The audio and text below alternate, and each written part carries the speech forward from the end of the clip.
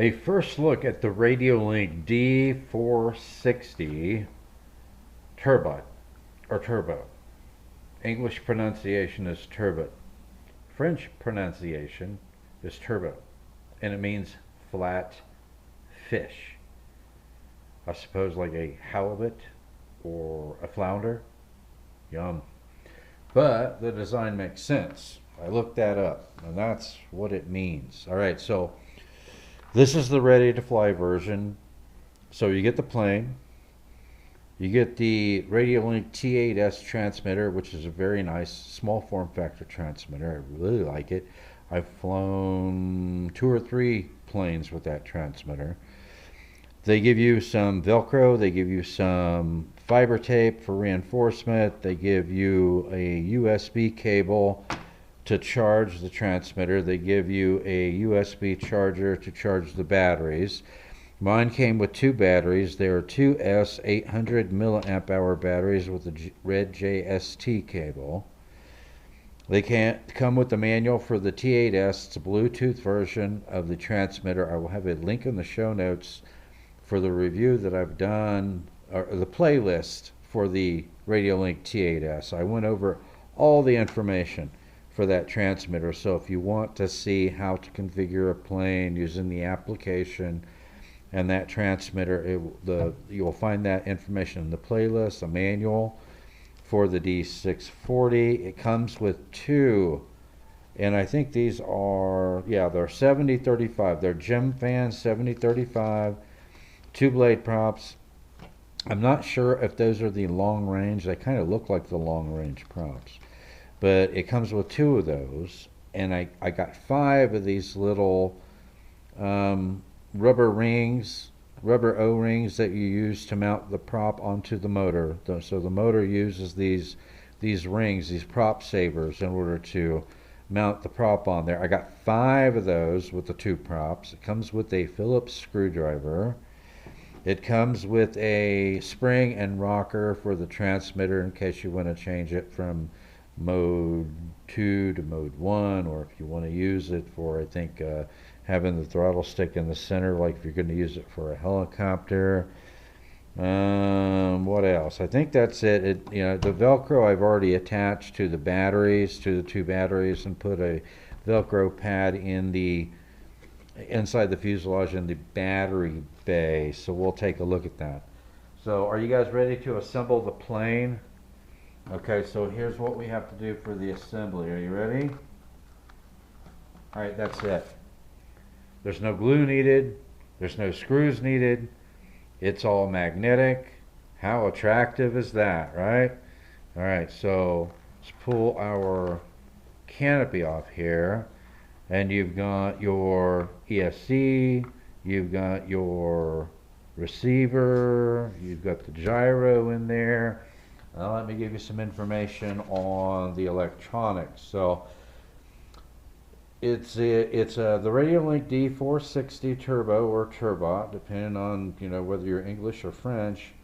It's EPP foam, which is the most durable foam I've ever seen. The wingspan is 480 millimeters or 18.9 inches. The length is 430 millimeters or 16.9 inches. It says the total takeoff weight is 155 grams with the battery. That's not quite right. That might be without the battery, because my AUW, my all-up weight with the stock battery, is 183.6 grams. Sub 200 grams, guys. So that's awesome. I think with that motor and that prop, I think this thing on a 2S is going to have unlimited vertical. There are 3 flight modes, and the flight modes are on your rocker, your 3-position rocker switch here on the right-hand side, right-hand shoulder of the transmitter. So I think it's all the way back is fully stabilized mode, which means that the gyro is going to restrict your bank angle and your pitch angle, and it will do self-leveling. In the center position, that's going to be your gyro mode, and in gyro mode all it does is wind mitigation, counteracts wind, that's it. And all the way forward is going to be your manual mode. So make sure that when you launch it the first time, you've got it in fully stabilized mode. All right, and channel 7 over here, this three position switch, If you have it all the way back, I think the position is all the way back. All the way back, and the motor is enabled. I think if you have it all the way forward, that's your motor lock. So no matter where you put your throttle stick, it's not going to engage the motor. So just remember when you bind up to it, I always like to put my safety switch on, my throttle safety switch on, until I'm actually ready to launch the plane. So I suggest you do that. All right. The flight controller is the Radiolink Byme-DB. I have reviewed that Radiolink Byme-DB. That is the gyro that they put in the Radiolink SU-27 part jet, the best factory micro part jet that I've flown so far. I also put one in my DIY Glue and Fly Series F22 Micro. It worked absolutely fantastic. It's the first time I ever put a gyro in that part jet, and it worked great. It supports all transmitters with S-Bus or PPM signal output.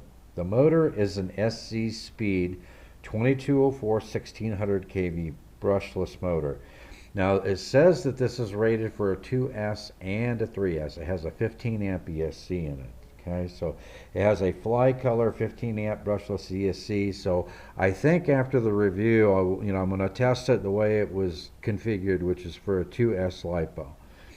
But I think what I will do after the review is I will put a 6x3 prop on it and a 3S LiPo in it, and we'll see how it performs with that. All right, so the battery is a 2S 800 milliamp hour LiPo. It has two 4.3 gram servos in it. It's Elevon only. It also comes with the Radiolink CM210 2S LiPo battery charger. So this is only going to charge your 2S LiPos, the 2S LiPos that came with it. It says the flight time is actually 30 minutes. So I imagine if you're just cruising around with it, looking at how big this wing plate is and looking at the motor and the prop that comes with it on a 2S LiPo, I'm betting that you cruise around with this between 45 to 50% throttle, but we will test that out. The Radiolink T8S, sometimes it comes with the T8S. I think you have an option when you order it of ordering it with the T8S or the T8FB. The T8FB is a full-size transmitter. The receiver is a Radiolink 8-channel R8XM, which is an S-Bus PPM receiver. Says it has a flight distance range of 4,000 meters with the Radiolink T8FB or T8S. Okay, so let's go ahead and hook a LiPo up to it, and I want to test out, make sure everything's working okay. I want to test failsafe, make sure failsafe is working okay. So let's turn on our transmitter. There we go. And then we'll plug in our battery here and make sure that our gyro is working okay. Alright, so I'm going to put my battery in here. Alright. Put my battery in there. And I'm going to put my cover on here. That looks good. Alright, so let's make sure that we're working okay and that the throttle lock works on it. So there we go. We got everything's already set up. I didn't have to do anything with the transmitter. I powered it on, I plugged it in, it bound right up. I didn't have to do anything with it. The elevator is working good. Ailerons is working good. Let's try the motor.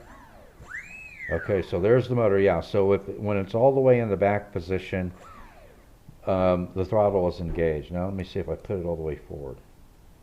There we go. So if you put it all the way forward, that's your throttle lockout. Like I said, I recommend that you use that. Alright, there we go. Okay, so now let's make sure I've got it in fully stabilized mode to make sure. Yeah, so you see the control surface is moving. So that's fully stabilized mode, and then we'll put it into gyro mode in the center position, and you shouldn't get any feedback unless you're kind of abrupt with it, for wind mitigation. And then if I put it all the way forward, we should have it in manual mode. and I'm not getting any movement on the control surface. So all three gyro modes are working just fine on this plane. All right, so I want to test one more thing.